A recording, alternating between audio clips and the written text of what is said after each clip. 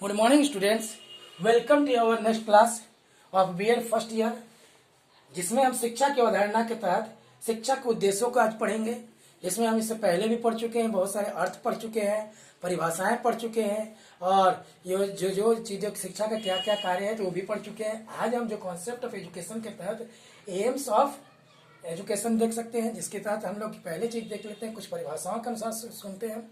Can't के अनुसार शिक्षा का मूल उद्देश्य व्यक्ति के आत्मनियंत्रण एवं स्वतंत्रता के में सामंजस्य स्थापित करना है। समझ में आ रही है ये बात? क्या कहते हैं, जो सेल्फ कंट्रोल होना चाहिए और साथ साथ जो स्वतंत्रता हमको मिली है, इंडिपेंडेंस मिली है, उसके बीच में कोरिलेशन होना चाहिए। क्योंकि स्वतंत्रता के साथ साथ हमें क्या आती है, जिम्मेदारी आती है। जिम्मेदारी के लिए क्या होना चाहिए, हमको अपने शरीर को के जो भी यानी संवेग है उन पर अंकुश लगाने के लिए। फ्रॉबेल के अनुसार व्यक्ति के मानस एवं आध्यात्मिक मूल्यों की प्रतिष्ठा करना ही क्या है, हमारा शिक्षा है। और इसी के तहत हम लोग जो और भी बहुत सारे फिलोसफर्स हैं जिसने अलग अलग दिया है, जिसके बेस पे हम लोग सबसे ज्यादा राधा कृष्ण किस्म की बात करते हैं। राधा कृष्ण जी ने शिक्षा मंत्रालय में भी रहे और पहले शिक्षा मंत्री भी रहे, तो उसके हिसाब से शिक्षा का उद्देश्य ना ही कि राष्ट्र की कुशलता है, शिक्षा का उद्देश्य केवल राष्ट्र की कुशलता नहीं है और ना ही अंतर्राष्ट्रीय एकता है, बल्कि व्यक्ति के अनुभवों, व्यक्ति को जो अनुभव करता है उसके अंदर बुद्धि से अधिक गहराई तक के तत्वों को पकड़ता है। डेट मीन्स उसे कह सकते हैं आत्मा का ज्ञान है। शिक्षा को क्या कर सकते हैं हम लोग, आत्मा ज्ञान है। इसी के तहत हम लोग शिक्षा के उद्देश्यों को बात करते हैं। शिक्षा के उद्देश्यों को हम कैटेगराइज करते हैं विभिन्न निम्नलिखित भागों में, जिसमें से पहला जो होता है सार्वभौमिक उद्देश्य है, डेट मीन्स यूनिवर्सल हमारा एम है। अगला जो होता है विशिष्ट उद्देश्य है, डेट मीन्स उसे कह सकते हैं हम लोग स्पेसिफिक एम है। उसके आगे हो सकता है ज्ञानार्जन उद्देश्य है, जिसमें यानी टू एम्पावर द नॉलेज के लिए कह सकते हैं। जीविकोपार्जन है, डेट मीन्स लाइफ स्पान तक चलने वाला है, यानी कि जिससे जीवन के लाइफ स्पान आपका उद्देश्य है। अगला होता है चरित्र विकास के लिए, जो शिक्षा is important for the development of character. फिर उसके बाद होता है सांस्कृतिक, जैसे कल्चरल एम है। और भी बहुत सारे उद्देश्य है जिसका हम लोग चर्चा करते हैं। पहला जो उद्देश्य है सार्वभौमिक उद्देश्य। सार्वभौमिक उद्देश्यों उसके समान उद्देश्य दिखा सकते हैं। सब इसमें क्या होता है, देश और काल को प्रभावित न होकर सदा एक से ही रहते हैं और साथ ही निर्धारण प्राय आंतरिक मूल्यों की बात करते हैं। किसकी बात करते हैं, आंतरिक मूल्यों की बात करते हैं आधार पर, यानी कि उपयोगिता की बात करते हैं, जिसमें से बालक जो होता है अपने मानव गुणों के का विकास होता है। मानव के गुणों का विकास होता है जिसमें प्रेम, अहिंसा, व्यक्तिगत संतुलनता, उचित शारीरिक एवं मानसिक विकास होता है और समाज को समझता है कि समाज की प्रगति से ही हमारा प्रगति है। इसलिए इसको हम लोग सार्वभौमिक उद्देश्य या इसे कह सकते हैं कि सिंपली समान उद्देश्य कह सकते हैं, कि जनरली होता ही है। अगला होता है विशिष्ट उद्देश्य। विशिष्ट उद्देश्य किस पे डिपेंड करता है, किसी भी देश काल परिस्थिति के अनुसार देश की सामाजिक और आर्थिक परिस्थितियों पर आधारित होती है।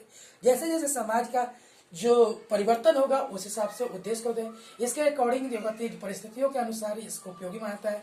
एक अगर राष्ट्रीय या औद्योगिक क्षेत्र है की दृष्टि से पिछड़ा देश अगर माना जाता है तो विज्ञान एवं तकनीकी के अध्ययन को ज्यादा महत्व दिया जाएगा। कि अगर मान लीजिए हम इस क्षेत्र में पीछे हैं तो हम लोग किस शिक्षा की बात करेंगे, विज्ञान और प्रौद्योगिकी की बात करेंगे या तकनीकी की बात करते हैं। देश में शिक्षा का आधुनिकीकरण हमेशा होना चाहिए, क्योंकि अगर आधुनिकीकरण नहीं होगा तो हम अपनी शिक्षा में गति नहीं ला पाएंगे। गति जरूरी है किसी चीज के लिए।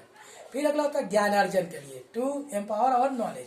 अगर प्राचीन काल से ही शिक्षा का उद्देश्य एकमात्र उद्देश्य था जिसे कहते थे ज्ञान अर्जन करना था। इसमें व्याख्यानकरण जो भी थे यानी व्याख्याता थे, चाहे फिलोसफर थे, सुकरात, प्लेटो, अरिस्टोटल एवं बेकन ने, ज्ञान ही एक ऐसी शक्ति है जिसमें व्यक्ति का मानसिक विकास हो सकता है। इससे से वो प्रगतिशील बनता है, चरित्र का निर्माण करता है। ज्ञान के द्वारा ही आदर्शवादी विचारकों ने ज्ञान की प्राप्ति ही शिक्षा का सर्वोपरि उद्देश्य माना है, चाहे वो उपयोगी हो चाहे ना हो। इसलिए डिपेंड करता है जो हमको ज्ञान अर्जन करना है, और ज्ञान अर्जन अगर सही है तो उसी के अनुसार हम कार्य कर सकते हैं। और अगला होता है जीविकोपार्जन। कोई भी यानी शिक्षा ऐसा हो जो लाइफ की कंफर्टेबिलिटी को लाइफ स्पान तक चलता रहे, जिससे हम यानी कोई भी चीज को संबंध इसका आता है कि अगर हम प्रभावशील शिक्षा हमारे पास है तो इसका आजीवन हम इस्तेमाल कर सकते हैं। अगर हमारी शिक्षा सही नहीं है तो आजीवन इससे कष्ट उठाते हैं, केवल विद्यालय तक ही रह जाता है। मनुष्य की जीविका को चलाने के लिए वो सही नहीं होती है, और रह गुजर जो भी व्यवस्थाएं हैं उसके प्रशिक्षण के द्वारा ही हम यानी कि पूर्ण कर सकते हैं। इसलिए इसके आधार पर माना जाता है कि शिक्षा ऐसा होना चाहिए जिससे मनुष्य का कल्याण हो सके, और उसका जो उससे वो कह सकते हैं इस समय जो बातें चल रही है आत्मनिर्भर बन सके। शिक्षा ऐसी होनी चाहिए जिससे स्किल डेवलप हो और आदमी आत्मनिर्भर हो और अपना कार्य करे। इससे भी जो सबसे ज़्यादा इंपॉर्टेंट चीज़ होती है चरित्र का विकास। चरित्र का विकास जो होता है मेन होता है। अगर शिक्षा में मूल उद्देश्य नहीं है किसी चीज़ का, जीवन में हमारे चरित्र नहीं निर्माण हो सकता, चरित्र का विकास नहीं हो सकता, तो बिना यानी पढ़ा लिखा कुछ भी हो, लेकिन अगर चरित्रवान व्यक्ति नहीं है तो समाज में उसका सम्मान नहीं मिलेगा। इसलिए समाज को अच्छा संगठन करने के लिए सुंदर चरित्र का निर्माण करने वाला ही शिक्षा होना चाहिए। इसलिए इसे तरह की शिक्षा होनी चाहिए जिसमें मोरल एथिक्स की बातें भी हो, और लोगों का जो विकास हो के वो चहु विकास हो, या कह सकते हैं एथेटिक जो भी लैंग्वेज हो उसका इस्तेमाल हो, कहीं भी ऐसे शब्दों का इस्तेमाल ना हो जिससे कि हमको यानी बुरा लगे या किसी को भी बुरा लगे कि क्लास में जो चल रहा है वो हमारे लायक नहीं है या हमारे लिए उचित नहीं है।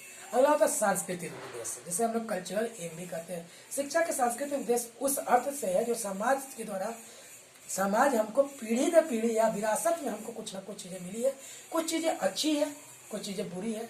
जैसे अच्छी में जो हुआ हमारा धर्म की बात है, कुछ जगह ऐसा कहता है कि धर्म जो है किसी को नहीं लड़ाने की बात करता है। हमारा जो है धर्मनिरपेक्ष देश हम लोग बिलोंग करते हैं, किसी भी यानी जाति धर्म के बाद में विवाद नहीं होता। लेकिन कुछ जगह इसी में क्या होता है, जो संस्कृति है वो धर्मवाद की बात करते हैं, तो हमारा संस्कृति में जहाँ दुरुपयोग हो रहा है उसके लिए नहीं शिक्षा है। शिक्षा का उद्देश्य होना चाहिए जो सांस्कृतिक विरासत को, हमारी जो विरासत है उसको बचाने के लिए जो कार्य किया जाए वो ऐसी शिक्षा होनी चाहिए।